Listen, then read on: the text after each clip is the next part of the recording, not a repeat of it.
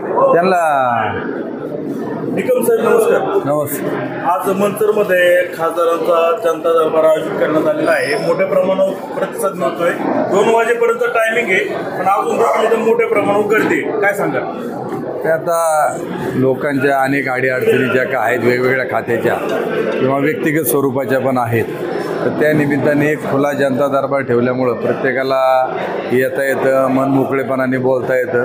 त्यामुळं मोठ्या प्रमाणामध्ये आज ज्यांच्या अडीअडचणीत ते सर्व लोक आले आहेत आणि सर्व विभागाचे अधिकारी देखील उपस्थित आहेत. त्यामधून बऱ्यापैकी प्रश्न लोकांचे मार्गी लागतील, लोक समाधानी, त्यामुळं लोक येत आहेत. या तालुक्याचे आमदार वळसे पाटील आहेत, ते मंत्री देखील आहे. असं असताना देखील या जनता दरबारात इतक्या मोठ्या प्रमाणात गर्दी होते.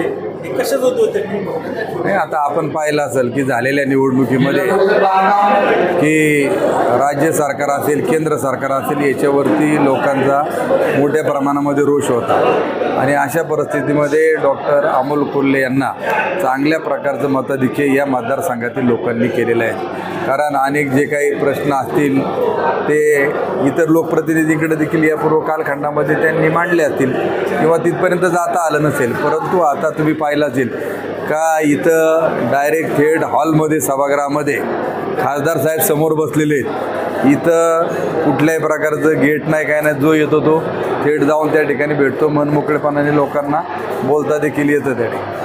तुमच्याकडे भावी आमदार म्हणून पाहिलं जात आहे. आम्ही बघा तरुण निरीक्षण करतोय, अनेक तरुण लोक तुम्हाला येऊन भेटतात. ठीक आहे, कार्यकर्त्यांनी काम करत राहायचं असतं. आदरणीय पवार साहेब आहेत, सुप्रियाता आहेत, रोहितदादा आहेत, डॉक्टर कोल्हे साहेब आहेत आणि आमची महाविकास आघाडी आहे. तर उद्या लवकरात लवकर जो काय निर्णय होईल महाविकास आघाडीमध्ये कोणत्या पक्षाला ती जागा जाईल आणि आमचं एकच ध्येय की यावेळी राज्यामध्ये तर सत्ता बदल होणार आहेत.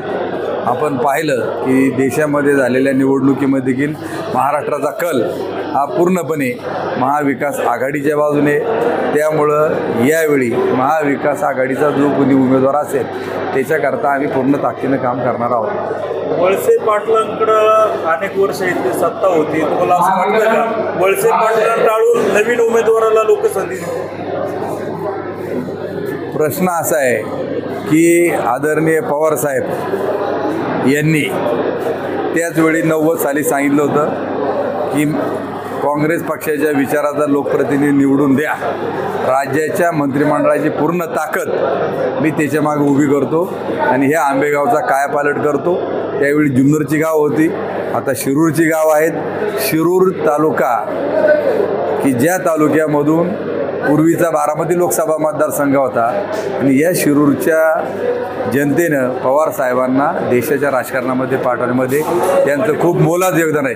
त्यामुळं पवार साहेब सांगतील तोच, उद्धव ठाकरे साहेब सांगतील तोच महाविकास आघाडीचा उमेदवार 100% या मतदारसंघामध्ये विजय होईल. समोर कोण आहे, काय आहेत, पवार साहेब, उद्धवजी ठाकरे साहेब, काँग्रेस, ही महाविकास आघाडी, काँग्रेस, कम्युनिस्ट, हे जे ठरवतील तो उमेदवार या तालुक्यामधून निवडून येणार. ही काळ्या दगडावरची रेघ.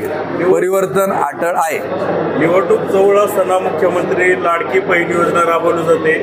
गावगावमध्ये मोठ्या प्रमाणात प्रचार सुरू आहे. मैदानामध्ये सुद्धा आकर्षण आहे. तुमच्या माहितीचं सांगतो, नुकत्याच झालेल्या निवडणुकीमध्ये देखील अनेक गावांमधून गाड्याच्या गाड्या भरून मोफत देवदर्शन या मंडळीनं घडून आणलेलं होतं. लोकांना मतदानाच्या वेळी, सभेच्या वेळी देखील पैशाचं वाटप झालं होतं. आज या मतदारसंघामध्ये मोठ्या प्रमाणावरती दुग्ध व्यवसाय आहे, कांद्याचं उत्पादन मोठ्या प्रमाणामध्ये आहे, त्याचप्रमाणे भाजीपाल्याचं, टोमॅटोचं देखील उत्पादन मोठ्या प्रमाणात होतं. की जी लाडक्या बहीणकरता योजना काढली त्या प्रत्येक बहिणीच्या डोक्यात येत की माझं पशुखाद्याचा वाढलेला रेट हा एका बाजूला मोठा आहे आणि दुसऱ्या बाजूला ती माऊली ज्या पद्धतीनं काबाड कष्ट करून दुधाचा व्यवसाय करते, त्यांचा गेले 1.5 वर्षाच्या कालखंडामध्ये या सरकारच्या काळामध्ये एका गाईच्या पाठीमागं दुधाचं नुकसान हे 30,000 रुपये झाले. कांद्याचं एका पिशवीमागं 1,000चं नुकसान झाले. त्यामुळं माता भगिनींच्या सगळ्यांच्या डोक्यामध्ये यांच्याबद्दल खूप मोठा राग आहेत का 1,500 रुपये, तुम्ही 1,500 रुपयाचं करता. मोदीनं सांगितलं होतं की प्रत्येकाच्या खात्यात किती पैसे जमा करायला सांगितलं होतं? 15 लाख. आता आकडा यांचा तोच आहे. आता किती रुपये म्हणले हे लाडकी बहिणीला 1500. आता फरक एवढाच आहे का मोदींच्या भाषेत 15वर 7 शून्य होते आणि यांच्या याच्यात आता 2 शून्य ठेवलेत. आता अजून 3 महिने जायचे, शून्य राहतात का नाही याची काही गॅरंटी त्या ठिकाणी नाही. मोदी म्हणत होते ही मोदी की गॅरंटी, त्यांची गॅरंटी कार्ड हे लोकांनी संपून टाकलेलं आहे कधीच. आता देखील हे तुम्ही 1,500 द्या नाही तर 2,000 द्या, यांना काही खिशातले लोकांना द्यायचे नाही. त्यामुळं ऐकलं का, आता मी तर बोलायच्या लोक सांगतात गाय दुधाचा धंदा अडचणीत आलेला आहे. त्यामुळं यांनी 20 गाय आहे, आज 200 लिटर दूध चालू आहे. माझ्या बायकोला 15,000 रुपये देऊन काय उपयोग? 1500 रुपये. माझा लॉस 5,000 रुपये रोजचा लॉस आहे. 5-36 4 लाखाचा लॉस आहे वर्षात, आहे का नाही? आम्ही शिंगवे पारगावचे वाऊवर. ही योजना आहे सगळं महिला अश्वी योजना आहे. 700 रुपये गेलेत माझं ते खर्च करायला. अपलोडच होत नाहीत. त्या दिवशी शिवगिरीला यांनी शिवगिरीला आज 1,500 रुपये खर्च होतोय, ते खाती खोला हे ते करा. परवा शिवगिरी मंगल कार्यालयामध्ये यांनी महिलांना बोलावलं होतं. दिवसभर राबले. आता राबायला यंत्रणा मोठे संस्थांच्या, शरद बँकेचे कर्मचारी आहेत, कारखान्याचे जे कर्मचारी आहेत ते राहतात. परंतु ते ॲप जे आहे किंवा ते सर्व्हर डाऊन असल्यामुळं ते फॉर्म जे आहेत ते सबमिटच होत नाहीत. त्यामुळं आता सबमिटच होत नाहीत. आता दिले मोदी. मी काय होतोय 1 तारखेला 1 तारखेला 30 रुपयाचा जे आहे, आता 27चे मेसेज आमच्या मोबाईलला आहे. मग ते रेट पुढं गेली. वळसे पाटलाची डिग्री आहे तो परा देवेंद्र शाटसे आहे त्यांची. मग नुसता JR काढून उपयोग का? शेतकऱ्यांना पैसे नको का यायला? 3 रुपयांनी वाढाव 30 नाही म्हणले तरी. देवदत्त निकमकडे एक भावी आमदार म्हणून पाहिलं जातं, तुम्हाला काय वाटतं? आम्ही करणार निकम साहेब 100%. तर एवढे मोठे पवार आता म्हटले जातं ते भाग्यवीर ते आंबेगाव तालुक्याचे. मग कसं नाही ते नाही जमायचं, त्याचा भाग्यवीर ते संपत आले. अहो आमच्या शिंगवेतल्या गाढवेमळ्याची अशी दुरावस्था आहे. आता कुठे एवढाला गाडी शिंगवे मार्गावला काय होतं गाढवे मळा काहीच विकास नाही. आमच्याकडे बापच आहे ज्यांनी महाराष्ट्राचं भाग्य काढवलं. मग आंबेगाव तालुक्याचा काय विषय? आणि इथंच सांगितलं होतं आजची ताकद द्या तुम्हाला, म्हणजे ते दिलं ना. त्यांच्या शब्दाच्या पुढे आंबेगाव तालुका नाही, बाप माणूसच आमच्याकडे आहे. विषय काय?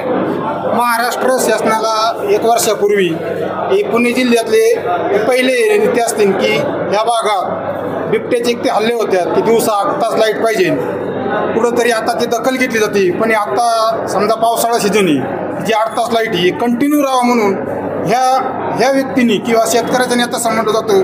हे कशा पद्धतीने काय आहे सगळ्या प्रोसेस राबवून आता ते आणलेले. आता यशस्वी मार्ग आहे ते पुढं सुद्धा लाईट राहावं कंटिन्यू 8 तास. आणि याचं सगळं श्रेय देवदत्त निकम साहेबाला आहे की फर्नांडिस साहेबाकडे यांनी म्हणजे आत्तापर्यंत सगळा जे नाही का तुम्ही जे अमरावती किंवा विदर्भात तिकडे लाईट देता ह्या भागात कशी भेटली पाहिजे हे सगळं यांनी सांगितलेले आहे. आणि आता कुठंतरी बिबट्या परिवार क्षेत्रामध्ये हे 3 तालुके मोडले जातात आणि ते प्रोसेस म्हणून तिथले दिवसात 8 तास लाईट आहे त्याच्यामुळे भेटती. हे बिबट्या परिवर्तनासाठी खासदार अमोल कोल्हे साहेब तिच्याखाली निकम साहेबांचं योगदान आहे. शरद पवार साहेबांच्या सभा घ्यायला तुम्ही अनेक वेळा शरद पवारला भेटीसाठी केला. सभा सुरुवातीला होणार होत्या परंतु उशीर झाला. परंतु सभामधून शरद पवार साहेबांनी वळसे पाटलांवर टीका करायचं टाळलं. पवार साहेब हे छोट्या किरकोळ कारकोळ गोष्टींवरती फार जादा लक्ष घालत नाहीत. ते देशाचे नेते आहेत. आज मोदी फक्त जर देशात कोणाला घाबरत असतील ते फक्त पवार साहेबांना. त्यांनी इंडिया गठबंधन चांगल्या प्रकारे बांधलं आणि पवारसाहेब व्यक्तिशः कोणाच्या याच्यात जात नाही. त्यांनी फक्त 2 शब्दामध्ये सांगितलं होतं की निष्ठा कशी असावी. त्यांनी 2 शब्दामध्ये सांगितलं होतं की स्वर्गीय दत्तात्रय गोविंदराव वळसे पाटील यांची असणाऱ्या निष्ठेचा त्यांनी उल्लेख केला आणि पुढच्या याच्यामध्ये लोकांकडं 5% देखील निष्ठा राहिलेल्या नाहीत हे त्यांनी बोललेत. मोठ्या माणसाचा ते एक म्हण आहे सौ सोनार की और 1 लोहार की, तसं पवार साहेबांचा एक दणका खूप काय असतो. त्यांना विचारलं पत्रकारांनी की तुमच्यासोबत किती आमदार आहेत? पवार साहेब म्हणले 0 आहेत.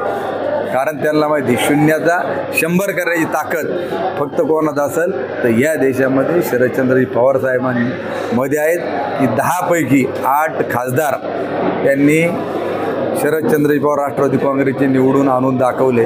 तशा पद्धतीनं पवारसाहेब जे सांगतील त्या पद्धतीनं लोक काम करतात. कारण 60 वर्षाचं प्रदीर्घ त्यांची राजकीय कारकीर्द आहे आणि आज लोक पवारसाहेबांना मानणारे आहेत. साहेब, काही दिवसांपूर्वी अमोल कोल्हेंचा इथं स्वागत समारंभ आयोजित करण्यात आला होता. त्यामध्ये परस्पर अमोल कोल्हे साहेबांनी तुमचं नाव जाहीर केलं. त्यावर जरा टीका झाल्या. काय आता ते परत व्यवस्थित झालंय का तसंच विसंवाद आहे? आता तुम्ही पाहिलं असेल की त्यावेळी जी काही घटना घडली, आताही तुम्ही पाहताय की डॉक्टर साहेब ज्यावेळी खासदार साहेब आले त्यावेळी सुरेशराव बोर त्यांच्या गाडीमध्ये होते, तिथे जनता दरबारामध्ये ते बसलेले होते. त्यानंतर सुरेखाताई निघोड ते देखील आहेत. मंतरचे सरपंच आता म्हणजे जेवढे काय त्या याच्यावर ती सगळी लोक बरोबर आहेत. थोडंफार भांड्याला भांडं लागणार, कोणाला काय वाटलं असेल कोणाला काय वाटलं असेल, पण ते क्षणिक काही दिवसापुरतं तो होतो. तो काय आमच्यामध्ये कुठला वादभेद काय तसला काय प्रकार नाही.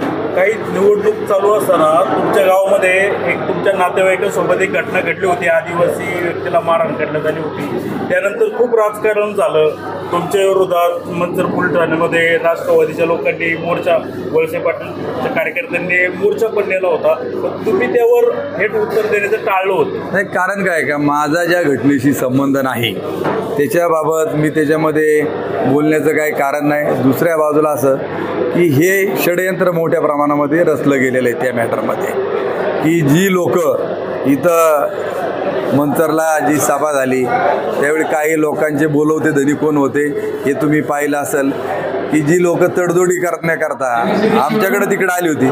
मी त्यांना सांगितलं मी शेतकरी माणूस आहे, मी कोणालाही पैसा त्या ठिकाणी देत नव्हतो. यांनी लाखो रुपये समोरच्या लोकांना देऊन याच्या षडयंत्र रचलं गेलं आणि देवदत्त निकम कसा याच्यामध्ये अडकेल एकमेव त्यांच्या डोक्यात होतं. कारण मतदान हे 13 मेला होतं आणि यांचं हे षडयंत्र यांनी 5 तारखेला त्या ठिकाणी केलं. नंतर मोर्चा पण नेला आणि पोलीस यंत्रणेवर त्यांनी मोठा दबाव आणला. त्यावेळी मी देखील सांगितलं मी दोषी असेल तर मी जेलमध्ये जायला तयार आहेत. सत्ता यांच्या ताब्यात आहे, त्यांनी भरपूर त्याच्यामध्ये केलं, परंतु कुठल्याही प्रकारचा त्याच्यामध्ये पोलिसांना सोगावा लागला नाहीत. आणि मी तुम्हाला आज सांगतो ही सुरुवात केलेली त्यांनी. त्यांच्या डोक्यात का देवदत्त निकम फक्त कुठल्याही परिस्थितीमध्ये मला बदनाम कसं करायचं, उद्याच्या काळामध्ये हे काही करतील, कोणालाही कोट्यवधी रुपये त्या ठिकाणी देतील. कारण तुम्हाला माहिती की मार्केट कमिटीला मला पाडण्यासाठी यांनी मतदारांना पहिल्यांदा पैसे वाटायचं होते. आत्ताही लोकसभेच्या वेळी गावोगाव लोकांना ट्रिपला नेणं, मतदारांना पैसे वाटणं. आणि आता तर मागच्या वेळी तर रेट 3,000 2,000 होता. आता मी तुम्हाला सांगतो की यावेळी मताला 10,000 रुपये द्यायला सुद्धा हे मागं पुढं पाहणार नाहीत. कारण यांना माहिती का उद्या भविष्यात काय होणार आहे. तेव्हा व्यक्तिशः माझ्यावर आरोप करण्याकरता कोणालाही कोट्यवधी रुपये देतील, फक्त याला बदनाम करा. त्यामुळं माझी सर्वांना विनंती की या पुढच्या काळामध्ये एकमेव यांचं टार्गेट देवदत्त निकम आहे. फक्त मी एकदा बदनाम झालो किंवा मला जेलमध्ये बसवलं का यांचं सगळं काही त्या ठिकाणी सोयीस्कर होईल अशा प्रकारचा डावपेच समोरच्या बाजूला चाललं आहे. परंतु मी भीक घालणारा नाहीत. मी लढणार म्हणजे लढणार आणि गोर गरिबाकरता लढणार. मी काही घेऊन आलो नाही, मला काही घेऊन त्या ठिकाणी जायचं नाही. त्यामुळं पवारसाहेब सांगतील तो आदेश आम्ही पालन करू. परंतु या तालुक्यामध्ये महाविकास आघाडीचाच उमेदवार हा जिंकल्याशिवाय राहणार.